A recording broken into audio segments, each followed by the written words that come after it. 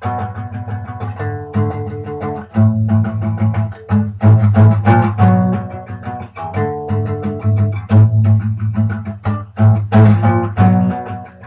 you for tuning in to another edition of Team WoW News. Saturday, 17th of March. I'm here with Jonathon, Bryan in the studio. I'm doing well, thanks, John. How are you? Yeah, very well, thank you. Very well. Very excited about this week. Got an action-packed show. Absolutely. Plenty on offer today. We're heading up to finals time. Team WoW have got an important result against Backhanded Panthers in their last game and a huge game coming up against Van Diemen. That's going to be talking about all of that today. Also, Alex Kidd, John, the man of the moment. Yeah, he's been really good in recent weeks. He's been quality, and we'll be talking a little bit about him and his rise from relative obscurity. I caught up with him during the week, and you did? Yes, and I had a bit of a chat. And, fantastic. Pleasure to meet the man. He's really great. Humble presence, isn't he? Certainly. Fantastic player. We'll be talking about him. Talking about futsal generally, there are about 5 teams contesting for the finals this season, John, and we'll be looking at, well, how did Team WoW fit into the mix there, and who's likely to be playing who in the finals. Yeah, it'll be interesting to see. 5 teams, 4 spots up for grabs. Let's see who can make it through. I think Team WoW are going to have a pretty good chance. We'll talk all about that later. Absolutely. All right, our first segment for today. We will be talking about the last game, John, reviewing it generally, as we always do. Yeah, I always do that. Putting a critical eye over the proceedings, what went down at the Aurora, a couple of controversial incidents in the game. Got a bit heated. But talking generally, 4-3, a great result for Team WoW. What does that mean for them? Oh, it was a crucial must-win match. If they didn't win that one, I don't think they could have made the finals, to be honest. And they really came up against difficult opposition. They're a quality side, Backhanded Panthers, and underestimate them to your peril, and especially when Team WoW, they didn't have their full squad. Absolutely, and Team WoW coming off their first loss of the season against Dilligarth, high flyers Dilligarth really.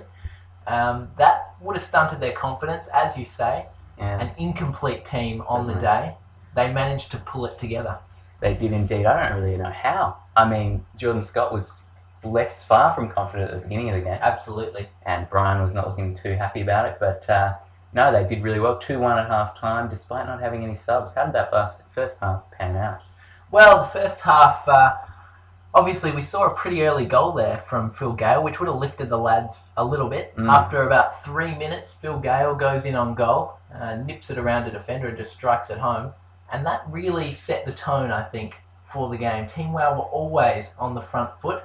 The game did look in doubt at times, but they always had that little cushion of a goal. They did. It was kind of up and down in the first half, but they did have that little cushion, especially half-time 2-1. You've got to be happy with that. Scott putting one in the back of the net. Scott did put in a nice finish. Now, that was after Dilligarth had equalised with a...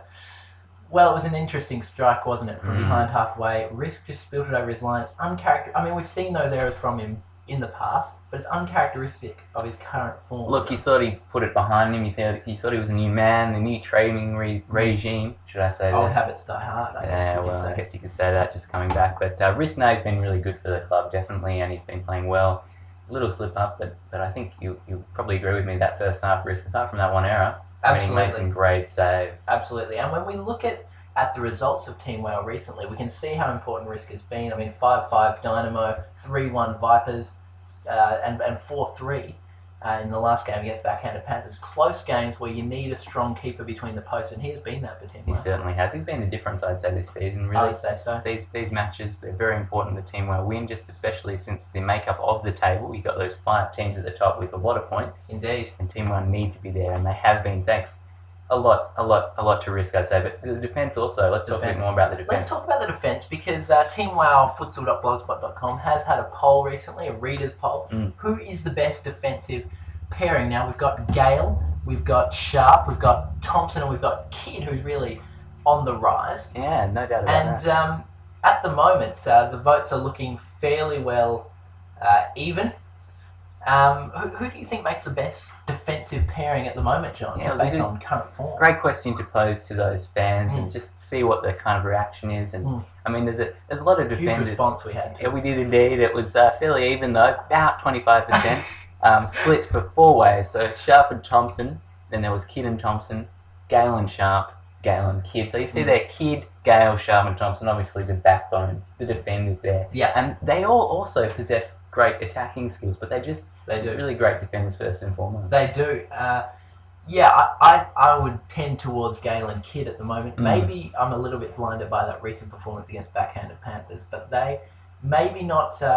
Maybe Kidd doesn't possess the individual skills of a Thompson, but when he's playing alongside Gale, they just seem to really complement each other. They went really well. Both positionally amazing players. You just look at them and you just go, yes. That's absolutely right. Absolutely you just right. Go, that's where they need to be. And Gale with his runs coming out. I mean, it's one thing to just defend and just kick it clear. It's another thing to score 2 goals, isn't it? He's just scored 2 goals. He's just come up from defence. He's made this run. He's got past a couple of players, and then the finishes are top quality. They're probably better than many of the strikers. A quality performance from Phil Gale all around, you would have to say.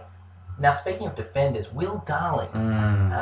He was a fairly regular fixture in the fixtures last season, but hasn't returned this season, John. What's going on there? I'm unsure. I don't know whether it's something to do with his family or whether he has some kind of other priorities that he thinks that in his mind that somehow are above I can't imagine that. Neither can I, but I mean, I guess it's possible. We can't rule it out. All things are possible. All things are possible, but look, I haven't seen him. He hasn't played a match this season. That's correct, isn't it? It is correct, John. Will Darling yet to play a match, and he was really a defensive backbone in many ways. And like Gale, could make a run, could put in a strike and score a goal. He can turn the game as well. He's one of those players who can just, take the ball, get around about 4 or 5 or 6 or 7 defenders. Maybe. Yep, at times.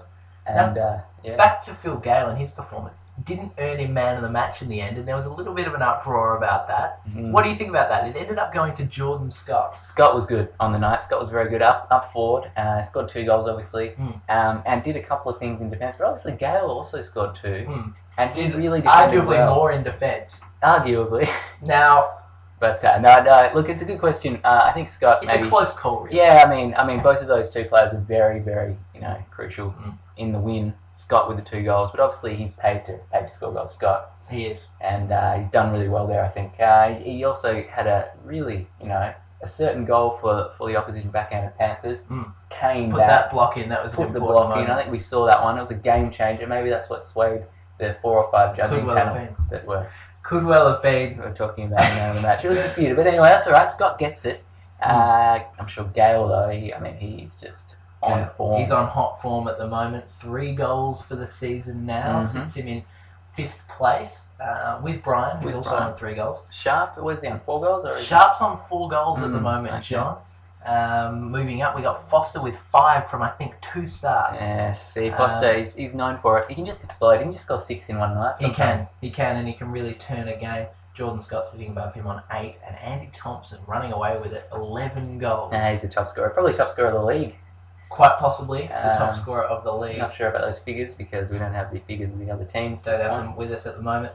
But it's certainly hot form from all the players, and that's really given rise to this form of out of 5 games, 4 wins for Team WoW. Sits them in 2nd spot in the league, just on goal difference at the moment because of that thrashing that Dynamo gave.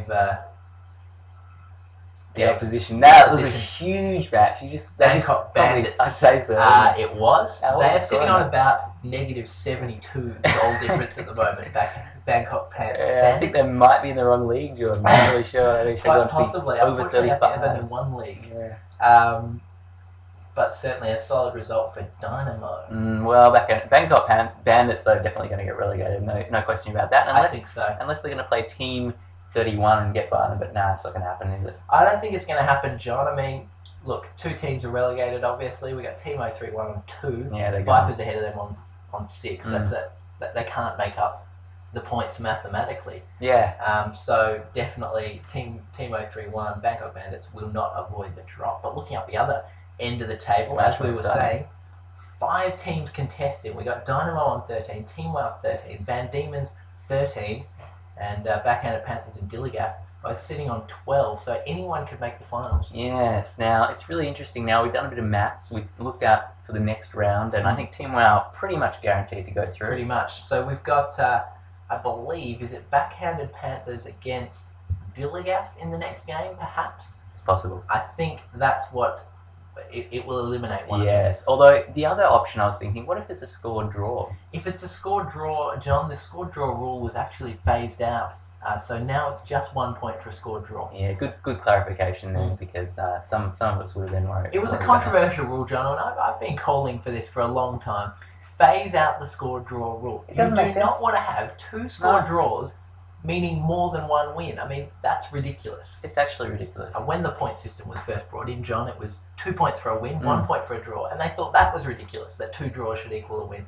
For two draws to equal more than a win, and every draw in futsal is going to be a score draw, let's face it. You do not see many nil-alls. No. It was a pointless rule, and I'm glad that Dale Hitchens has finally heard the cries of the people and changed that rule. Yeah, well, I know you've been big on that, Jordan, and look, I appreciate that actually, because really that wasn't a rule which made any sense at all to me either. No. And pretty much everyone, I think, so Certainly not. I'm glad we've moved past those days. But let's think about it. So if that happens, if it's a draw, they're both on 13 points. One of them's going to be eliminated, though, as you say. Absolutely. So it's just a question of where Team WoW finish. Now, Team WoW have a very healthy goal difference at this point. Haven't scored as many as the rest of the top 5, I believe, but have conceded less than anyone in the league. Defensive that record is owing absolutely to the defence. No doubt about that. I mean, the defence have just been huge this season. Attack, I mean, they've gotten going a little bit, but they haven't really hit their stride. Well, 12-4 that one game against Team 031, but it was easy opposition. It can be a cycle, can't it, John?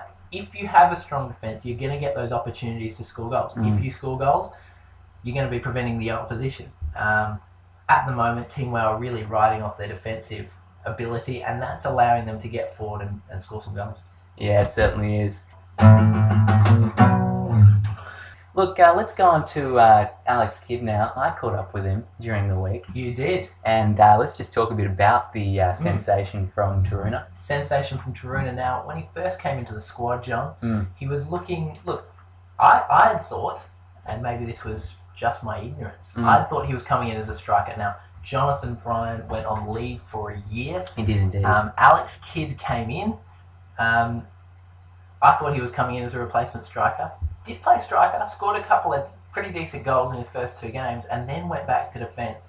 Struggled a little bit at the beginning, but this season, you've got to say, he's really coming into his own. He's becoming one of the boys back there, just one of the regulars. Yeah, exactly. No, that's a great little précis of his career for Team WoW. Yeah, I thought he would be also going into attack, and because Bryan was out, I mean, that's a big hole to fill. That's a huge hole to fill, and we were questioning Alex Kidd a little bit with that responsibility on his shoulders. I mean, Bryan had all confidence in him, despite what the media had to say. I think he actually that's handled himself quite well. An interesting saga on its own, John, that rivalry, but they seem to have put their differences aside on the court and played some decent futsal. Look, when I see them there together, I think they're the best of friends. They're having fun. They're high-fiving, smiles all around, and Bryan and Kidd, they're both, I think, doing engineering, actually. Which they are doing engineering, yes. Alex Kidd told me about. He said, I'm doing engineering this year.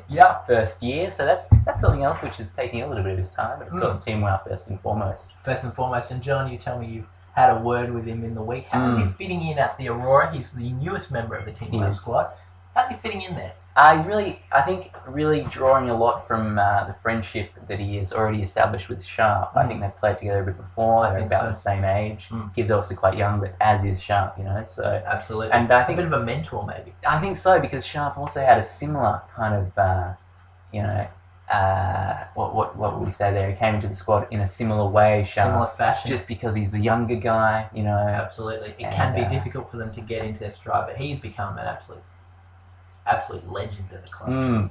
Huge Sharp at the club and Kidd now, because I think he will get to the heights of Sharp. He will rise to those heights, Kidd. I think so. I mean, he's already had one man of the match back when they demolished Team 03. He has had one man of the match. He look, I've got to say, I've only got good things to say about the man. Great temperament and great on the futsal court. So that's another thing too, John. Futsal games, as we know, can get a little bit feisty. Kidd always manages to keep his head. What sort of advantage do you think that gives him?